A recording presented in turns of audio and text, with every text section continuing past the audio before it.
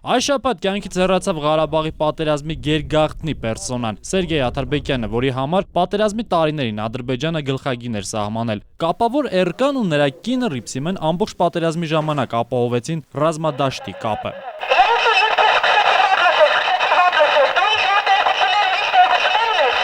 Երբ սկսվեց Ղարաբաղի պատերազմը, Օձունի օդակայանի նախկին տնօրենը նստեց կապի վրա ու ամբողջ պատերազմի սարսափը լսեց ու ձայնագրեց։ Նրա արխիվներում են Շուշիի ազատագրման ճիչերը, ճակատամարտի կոդավորված հրամաններն ու նույնիսկ զոհերի քանակն ու տվյալները։ Սերգեյ Աթարբեկյանը Օձունի օդակայանի ամբողջ թռիչքուղին վերածել է այգիների։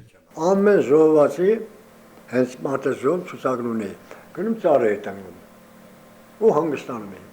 Այս կոմելեքը եկա բաղերել, որտեղ ասում է այս բաղա։ Վերջին տարիներին Սերգեյ Աթարբեկյանը ապրում էր Օձունի օդակայանի վարչական շենքում, երկար տարիների ռադիացիոն ճառագայթումներից կծկված, առողջական խնդիրներով, հին կապի միջոցներով ու այգի դարձրած նախկին թռիչքուղով։ Զորապարոյան, ժամը լրատվական։